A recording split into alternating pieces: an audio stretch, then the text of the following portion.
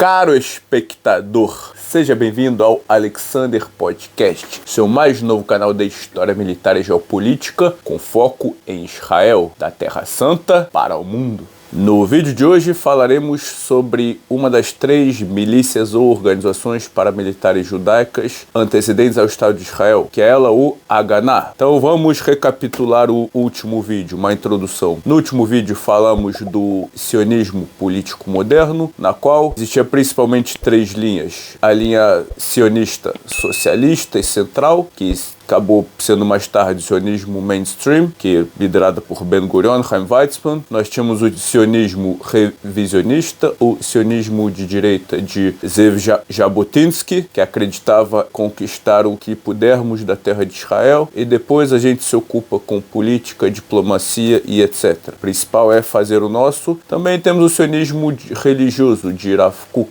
que dizem que os judeus têm que habitar e trabalhar na terra de Israel, não por causa da ONU, da Inglaterra ou de qualquer império, mas sim porque assim é o que está na Torá, na Bíblia. Abordamos também primeiras ondas de Aliyá, ou seja, as ondas de migração dos judeus a partir do século XIX, principalmente ali do leste europeu. Falamos também sobre o contexto da Primeira Guerra, na qual o Império Otomano perde o controle da terra de Israel, terra essa que ele controlava desde 1517, ou seja, 400 anos, e perdeu para os britânicos na guerra. Querendo vencer a guerra, os britânicos apelam a qualquer potencial aliado. Eles apelam aos judeus através da Declaração Balfour, em que afirmam que a coroa britânica vê com olhos favoráveis o estabelecimento de um lar judaico na Palestina. Mas, ao mesmo tempo, eles também negociam com o Sharif Hussein, lá da Arábia Saudita, para lançar uma revolução de libertação contra os turco-otomanos, e assim eles prometem ao Sharif Hussein um grande Estado árabe,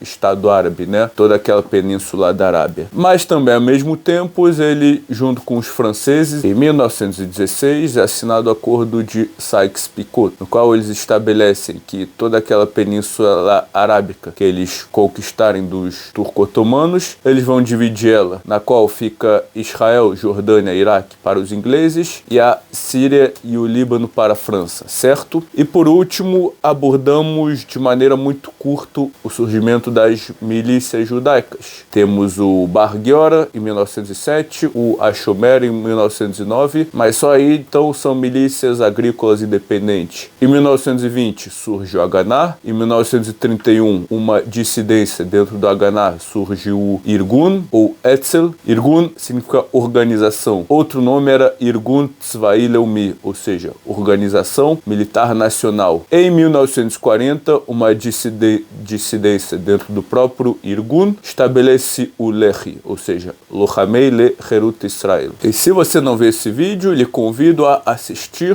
esse vídeo para lhe acrescentar em conteúdo e você entender o contexto. Vamos hoje abordar a história da Haganá desde o seu estabelecimento em 1920 até 1947, até a votação da partilha da ONU, certo? Então, caro espectador, para entender o processo da Haganá, como de milícia ela se tornou o exército principal de Israel, é importante também entender os eventos históricos que ocorreram naquela região. Pois veja bem, caro espectador, são os eventos históricos que moldam as organizações e não o contrário. Pois sem entender os eventos históricos, não conseguimos entender o desenvolvimento da milícia, certo? Os eventos históricos são seus principais: convulsões árabes de 1920-1921, as convulsões árabes de 1929, a Grande Revolta Árabe de 1936 a 1939, o Livro Branco em 1939, a Segunda Guerra Mundial de 39 a 45 e a insurgência judaica, desde o fim da Segunda Guerra até o estabelecimento do Estado de Israel, certo?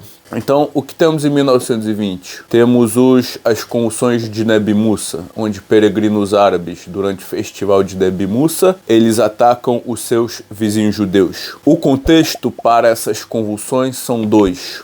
A Batalha de Tel Hai. Tel Hai é um assentamento agrícola no norte de Israel, no qual os judeus lá dentro organizaram sua autodefesa e lutaram contra um bando árabe atacante. E nessa batalha morre o famoso Yosef Trumpeldor, Dor é um ex-militar russo que ajudou o estabelecimento da defesa judaica ali no norte de Israel, na qual ele emite a famosa frase em hebraico, Tov lamut be'ad artzecha, traduzindo, é bom morrer por sua terra. E o segundo contexto é a decepção árabe na Síria, porque os nacionalistas árabes, eles queriam estabelecer um Estado na Síria, só que os franceses tomaram a Síria, como tinha sido estabelecido no acordo Sykes-Picot. Então, esse é o background de todo o descontentamento. Antes dessas convulsões, em 1921, temos as convulsões de Yafo, da cidade de Jaffa, do lado de Tel Aviv. O que aconteceu? No dia 1º de maio, que é o Dia Internacional do Trabalhador, dois grupos rivais de judeus socialistas, eles começam uma briga de rua. Nisso intervém a polícia britânica, intervém muitos árabes que trabalhavam ali na polícia. Então a confusão sai de controle, os árabes de Jaffa ouvem os gritos, interpretam isso, estão atacando árabe, e aí começa um massacre. Eles começam a atacar os seus vizinhos judeus, roubam, matam, estupram e, enfim, é horrível. Como resultado dessa revolta, 47 judeus são mortos e 48 árabes, nas quais os judeus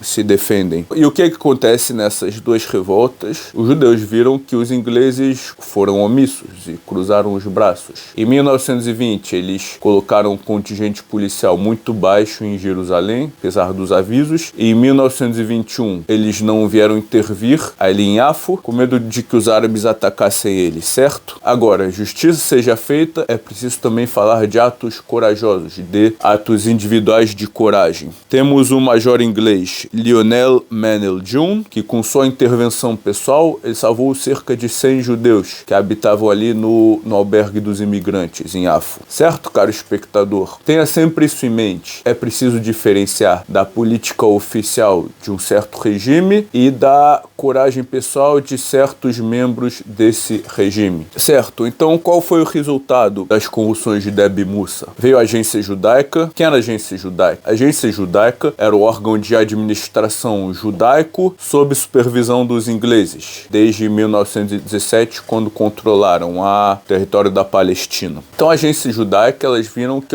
nós precisamos ter um grupo de autodefesa. E daí surgiu o Haganah, que o Haganah era composto principalmente de membros do Hashomer, que era aquela milícia agrícola que falamos no vídeo passado, e também foi composto de principalmente membros de unidades britânicas de voluntários judeus na Primeira Guerra, do Zion Mule Corps, ou seja, corpos de mulas, cavalos de Sião, que era uma unidade de transporte, e da Jewish Legion, ou seja, a Legião Judaica. Então, esses são os precursores do Haganah e seus principais membros nessa fase. Então, em 1929, temos as convulsões árabes do mesmo ano, que é chamado em hebraico de Meorot Tarpat, ou seja, os acontecimentos de 1929. Qual o contexto? Veja bem, caro espectador, entendem, todas essas convulsões, o contexto é sempre o mesmo, é como se fosse uma situação, uma panela de pressão que vai acrescentando cada vez mais, e essas convulsões aqui são simplesmente o gatilho delas. Então, qual é o gatilho de 1929? O contexto é a imigração judaica que está vindo, os árabes descontentes, né, porque eles veem que os judeus eles estão prosperando, estão comprando terras, e isso, é claro, ameaça o poder e a hegemonia deles. Tudo isso, óbvio, gera descontentamento. E aí, então, acrescenta-se o fator religioso. Durante uma discussão sobre o acesso e o direito dos judeus rezar no Muro das Lamentações, em agosto de 1929, de lá começa um pogrom. O que é pogrom? São justamente esses protestos violentos que, com conivência das autoridades, ou pelo menos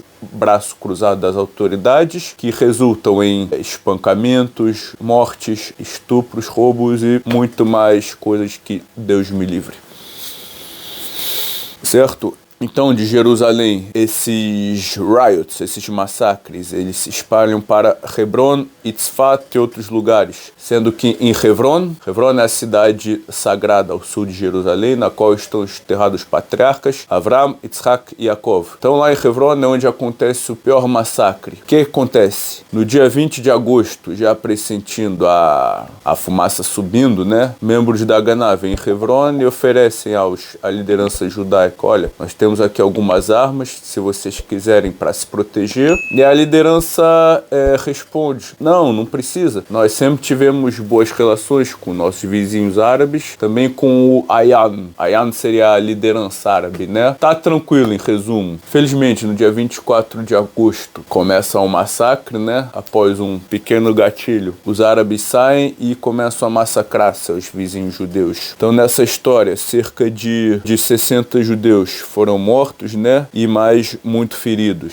E com a polícia britânica, a mesma história. Até eles vierem tomar o controle da situação, só depois de muito tempo. E ali, até então, as vítimas já estavam lá, infelizmente. Certo? Então, ok, Alexander, e como isso influencia na Haganah? Simples, caro espectador. A partir de 1929, a Haganah, ela passa a ser de uma milícia, ela vira uma força quase semiprofissional, uma força paramilitar. Pois entenda o seguinte, caro espectador, a cada convulsão árabe dessa que acontece, os judeus entendem, olha, nós precisamos ter nossa unidade de autodefesa, certo? E se já temos, vamos aumentar ela, vamos torná-la mais profissional. E é isso que acontece com a Haganah. Após 1929, muita gente se alista nela, ela passa a comprar armas das fontes que consegue, algumas clandestinas, algumas legais, estabelece pequenas fábricas de munições e armas primitivas, também estabelece campos de treinamento. Inclusive, nos anos 30, muitos membros da Haganah recebem armas e treinam na Polônia, pois a Polônia os via como aliado, tanto numa possível guerra contra a Alemanha, tanto também para ajudar no problema de antissemitismo na Polônia, pois na Polônia tinha centenas de milhares de judeus, se não milhões, que sofriam com um problema de antissemitismo. E o governo polonês via a Haganah como um agente que poderia ajudar esses judeus a emigrarem para Israel. Certo?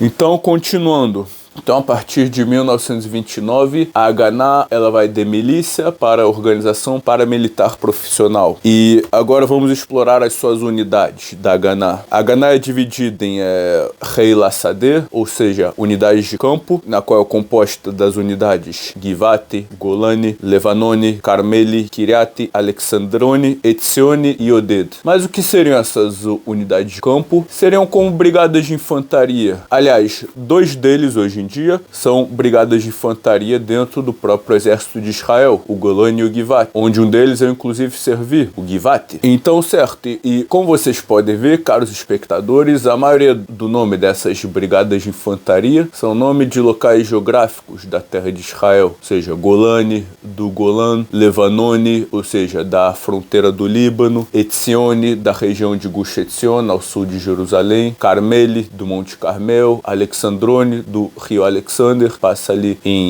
perto de Hedera e etc, etc. Depois do Heila Sadeh, ou infantaria, nós temos os corpos de guardas, Heila Mishmar, que seria como os reservistas deles. Pessoal mais velho, dos, digamos, 35 aos 55 anos, que são convocados em caso de guerras, convulsões, etc. E nós temos também o Shai, que era a inteligência da Haganah. Temos, por último, o Palmar, que era a elite da Haganah, unidade de elite da Haganah. Então, qual é a história do Palmar? A história é que em 1941, frente à ameaça alemã de invadir a terra de Israel pelo Egito, o Haganah estabelece essas unidades de elites, que se chamam Plugot Mahatz, traduzindo do hebraico, companhias de choque, cuja abreviação é Palmar. Então, tá aí. Então, novamente, o Haganah estabelece essas unidades de comando para enfrentar os alemães, caso eles chegarem aqui. E também estabelece o Palyam, ou seja, Plugot Yam, companhias do mar, que é a elite marítima desses. Mas como os alemães não vêm, Palmar continua sendo as unidades de comando da Haganah, usada para as missões mais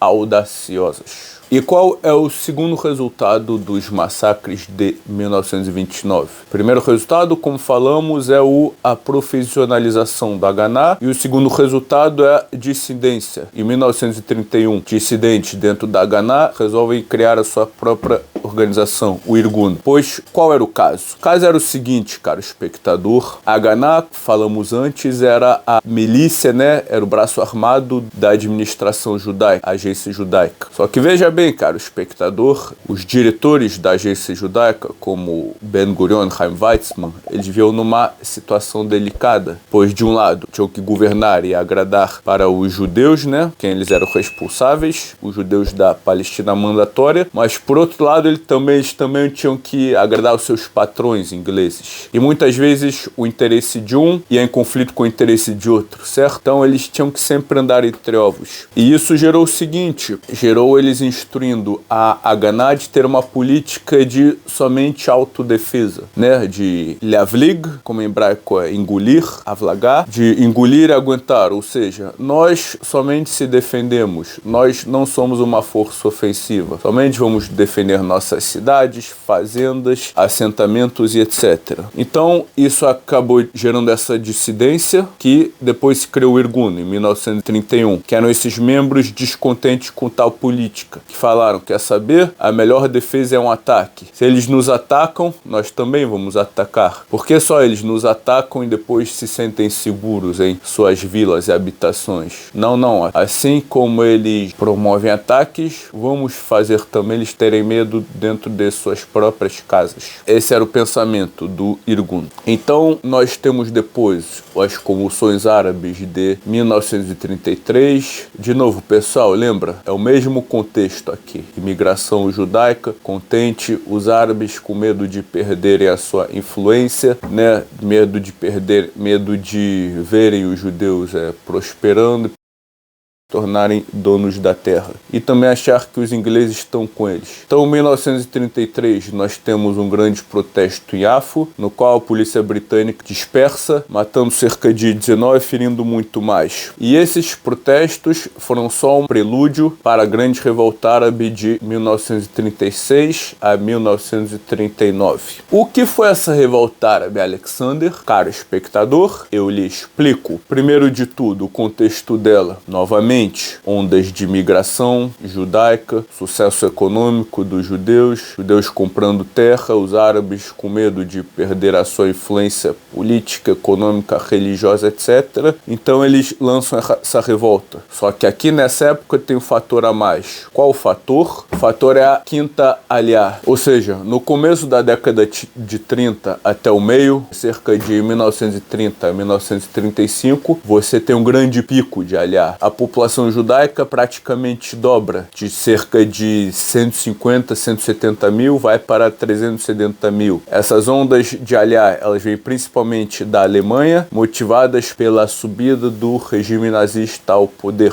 Então, essa revolta árabe, ela tem duas fases. A primeira fase, de 36 a 37, que é uma grande greve, né? General Strike, uma grande desobediência popular, uma grande greve, porque o que os árabes esperavam com isso? Eles esperavam uma certa independência, autonomia, e eles contavam com os movimentos feitos na Síria e no Iraque. Porque lá também os árabes promoveram greves e conseguiram, de certa forma, estabelecer seus objetivos políticos, né? As autoridades cederam. Só que em Israel era diferente, pois não havia ali só árabes e também os judeus. A segunda fase, de 1937-39, é uma fase mais violenta, na qual bandos e milícias árabes atacam os judeus, suas cidades, povoados, assentamentos e etc. Só que dessa vez é o seguinte, os judeus já estão mais bem preparados. Nós temos a Haganah, temos o Irgun e também temos casos curiosos, oficiais ingleses, pró-sionistas, ajudando os judeus. Nós temos o oficial Coronel Orde Wingate, que até hoje aqui em Israel muitas ruas, inclusive uma faculdade, leva o nome de Wingate. Então, quem foi esse oficial? Ele era um coronel britânico que treinou muitos judeus de acordo com técnicas de comando britânicas da SAS, a promover um movimento de contra-insurgência para combater os insurgentes árabes. Então ele cria o SNS, que significa Special Night Squads, esquadrões especiais da noite, que são unidades de comando judaicas dentro do Haganah que trabalham na contra-insurgência. Então SNS são unidades unidades de comando judaicas que atacam de volta os insurgentes árabes. E através dessas ações, nessa grande revolta árabe, nós temos número inverso. Muito mais árabes morreram e muito menos judeus. Ou seja, cerca de 500 judeus foram mortos e 5.000 árabes foram mortos. Também cerca de 250 oficiais britânicos. Pois essa revolta árabe ela foi tanto direcionada contra as autoridades britânicas, contra os judeus. Ah, mas Alexander, por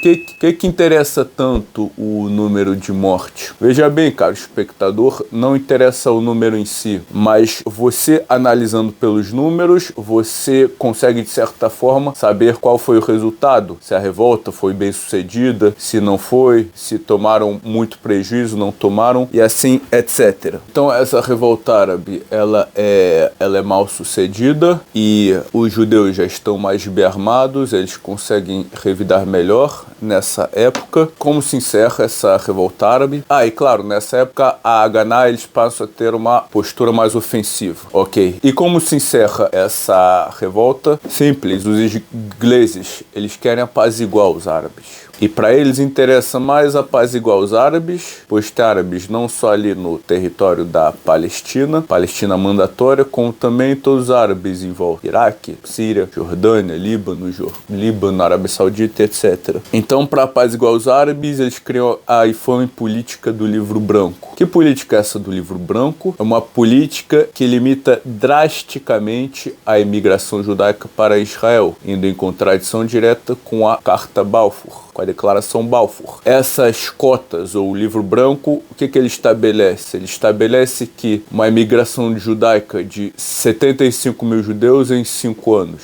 Isso é como 15.000 judeus por ano. Então, é claro, os judeus não aceitam isso. Começa uma greve geral, desobediência civil contra as autoridades britânicas. Só que no mesmo ano começa um evento de escala mundial, que é a Segunda Guerra Mundial, que vai até 1945. Então, durante essa época, o diretor da agência judaica, que depois primeiro-ministro Ben-Gurion, ele diz a seguinte frase: devemos lutar contra a Alemanha como se não houvesse livro branco e devemos lutar contra o livro branco como se não houvesse guerra. Ou seja, estabelecendo o seguinte: vamos separar os assuntos. Uma coisa é nós ajudarmos os britânicos no esforço de guerra contra a Alemanha, e outro assunto separado é lutar contra o livro branco e promover a imigração judaica, de forma legal ou ilegal. E aí começa a Segunda Guerra Mundial. Nós temos a Brigada Judaica,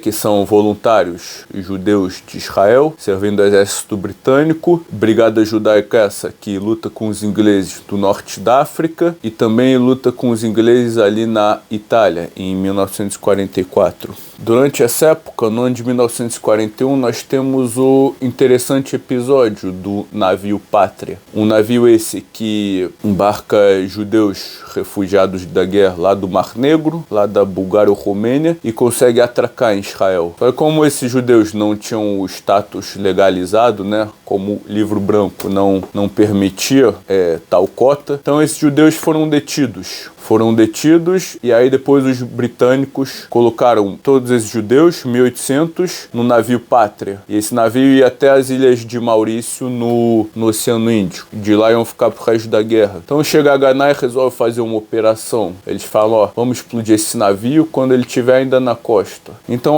então todos esses refugiados judeus que conseguiram chegar à terra de Israel, eles são colocados nesse navio, no Pátria, e de lá embarcados para as ilhas de Maurício. Só que logo ao sair do porto de Haifa, explode uma bomba no casco do navio, que membros do Palmar colocaram.